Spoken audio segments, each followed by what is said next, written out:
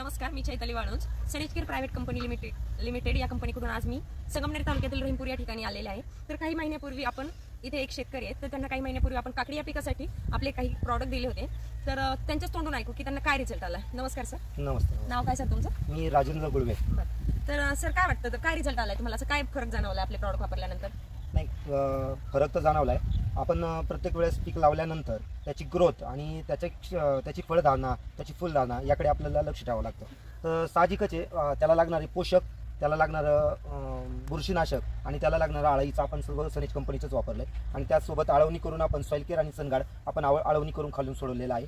आणि फळधारणा ज्यावेळेस धरली होती त्यावेळेस आपण फूड व्हेजिटेबल किट पण या ठिकाणी आपण सनेज कंपनीचेच वापरलेले आहे. त्यामुळे फुल सेटिंग पण आपल्याला भरपूर पाहायला मिळेल. या ठिकाणी आवर्जून तुम्हाला मी दाखवेल की प्रत्येक ज्या ठिकाणी कांडा निघतं त्या कांड्याजवळ फळधारणा ही या ठिकाणी बघायला मिळते. म्हणजेच फुलकळी पण छान आली आणि फुलकळीलाच फळधारणा पण छान झाली. तर याला एकमेव कारण म्हणजे साहजिकच सनेजचे आपले प्रोडक्टचा रिझल्ट या ठिकाणी जाणवतो. तर सर म्हणजे तुम्ही पहिल्यांदा वापरलेत का आपले प्रॉडक्ट?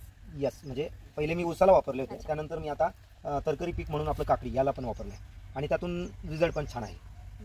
तर सर काय वाटतं तुम्हाला, प्रत्येक शेतकऱ्याने आपले प्रॉडक्ट्स वापरले पाहिजेत का? आवर्जून काय कारण मी आवर्जून मी तेच तुम्हाला सांगेल की सनेज या कंपनीचे खरंच खूप छान प्रोडक्ट्स आहेत. आणि त्या प्रोडक्टच्या माध्यमातून या ठिकाणी आज जवळजवळ काकडी माझी 55 दिवसाच्या ॲबो होऊन गेलेली आहे. 55 ते 60 दिवस. लोकांची 60व्या दिवसापर्यंत काकडी संपते काही जण लोकांची, पण बऱ्यापैकी अजून काही शेंडा माझ्या काकडीचं तुम्हाला बघायला भेटेल. हा सर्व आपल्या जे आपले सनेजचे जैविक प्रोडक्ट वापरलेत आपण, ऑर्गॅनिक प्रोडक्ट, तर त्याचा मला दिसून येतो. सर आज तुम्हाला असं वाटत नाही की म्हणजे प्रत्येक जण बघा बोलतो की आज रासायनिक वापरल्यानंतर त्यांना लगेच रिझल्ट भेटतो, बरोबर?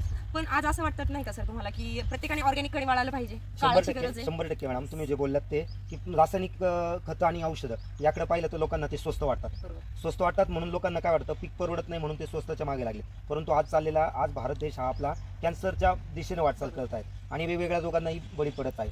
तर त्या आजारपणातून आणि त्या कॅन्सरमुक्त भारत करण्यासाठी आणि विषमुक्त शेती जर आपल्याला करायची असेल तर ऑर्गॅनिकची आपण साथ कमीत कमी चांगल्या प्रमाणात साथ घेतली पाहिजे. मला नाही माहिती, म्हणजे आपण नाही म्हणू शकत का 100% ऑर्गॅनिक करायचं, परंतु जर आज आपण स्टार्टअप केला तर 40-50-60% आपण जर ऑर्गॅनिक वापरलं आणि गरज पडली इमर्जन्सी तर आपल्याला रासायनिक वापरावं लागतं.